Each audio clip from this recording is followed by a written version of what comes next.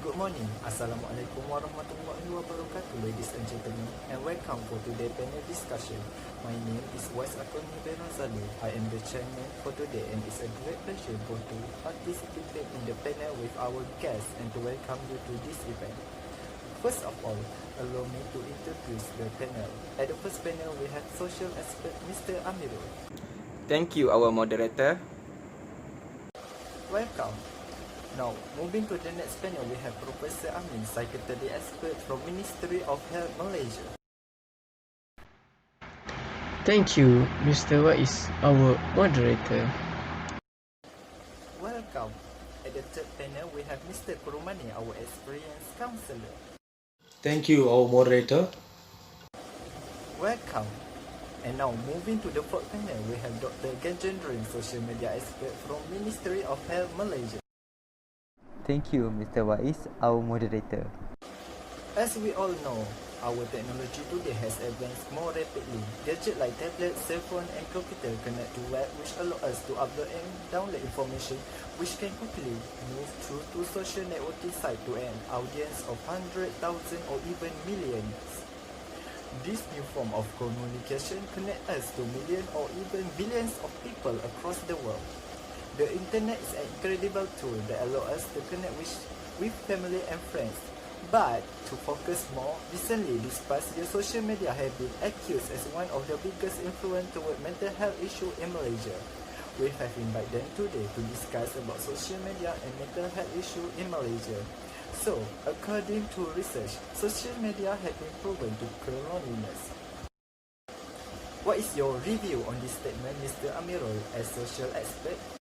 Thank you for the question, UWAIS. Firstly, the pros of the social media are important too for human nowadays, like combat loneliness. With the social media, we can inbuilt need to interact and socialize with other friends.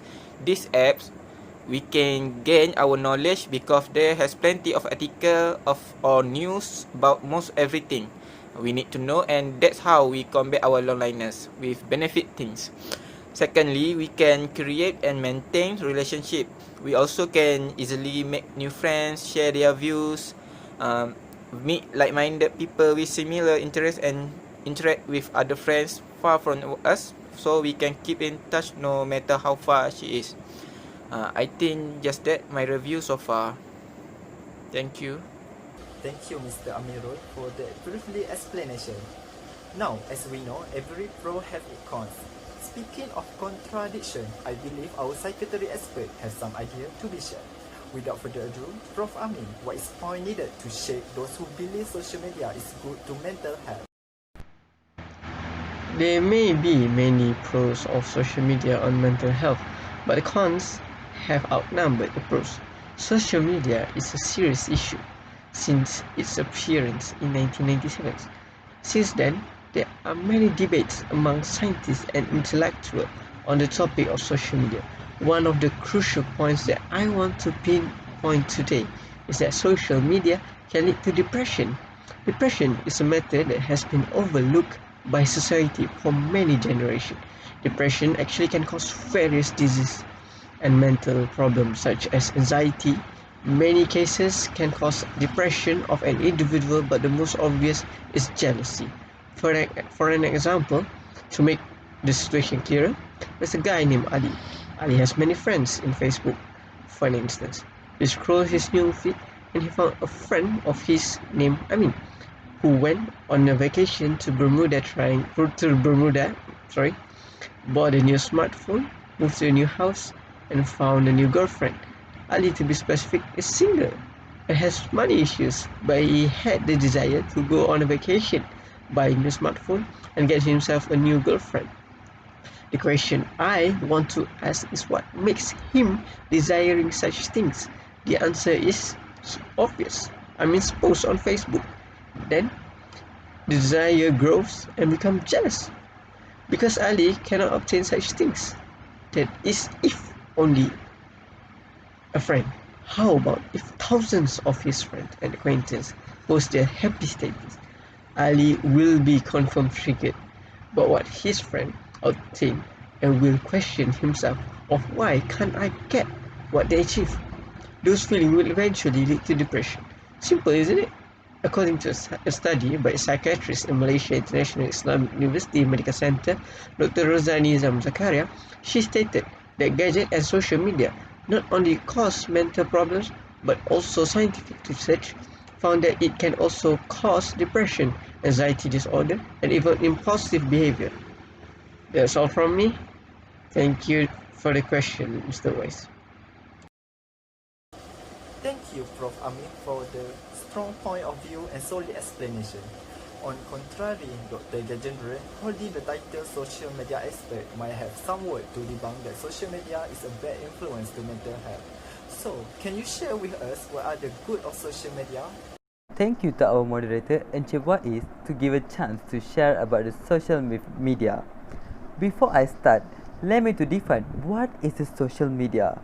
According to Cambridge Dictionary, social media can be defined as a website and computer programs that allow people to communicate and share information on the internet using a computer or mobile phone such as blog, Facebook, Twitter, and etc.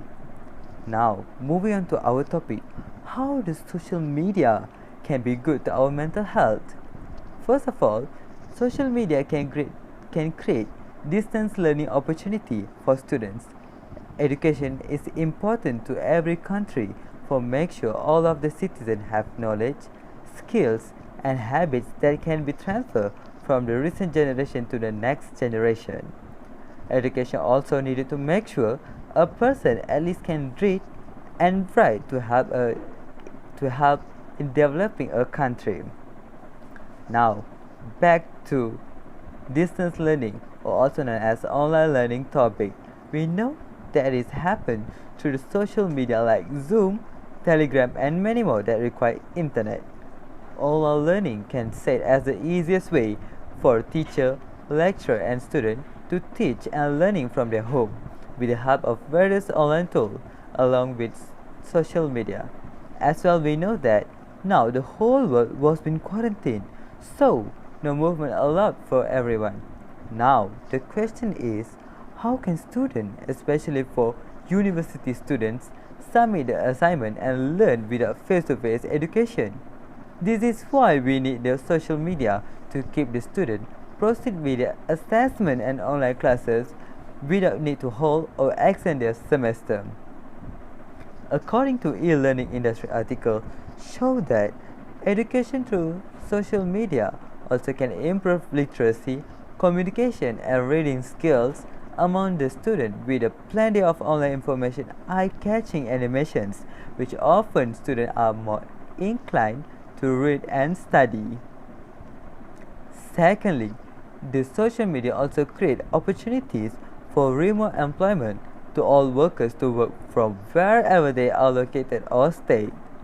Remote employment let the worker have the better work-life balance with time savings, money savings, a happier work life, and better health. Remote employment is the best way to all workers because they can manage their time within job and family. Although workers also can be relaxed with their home environment, which is they no need to think about breakfast or lunch, they no need to worry about their children, and they live with someone they love that makes a positive vibes around them. According to All Labs article shown that remote work make organization more environmentally friendly and boost the intrinsic motivation for employees to perform well in their roles. I will say that social media is a good to our mental health as long we know how to use it. Thank you. What a great explanation. Thank you, Dr. Ghajendran, for this full view on social media. However, social media believed to have an ugly side. For more explanation, I would like to ask our counselor, Mr. Kurumani, to reveal the bad side of social media. There is an ugly side to all the technology offers. While bullying is not a new concept, social media and technology have brought bullying to a new level. It's become a more constant, ever-present threat, cyberbullying. The state of Rhode Island anti-bullying laws and regulations define bullying and cyberbullying. Bullying is an unwanted aggressive behavior among school-age children that involves in a real or perceived power imbalance. The behavior is repeated or has the potential to be repeated over time. Both kids who are bullied and who bully others may have serious, lasting problems.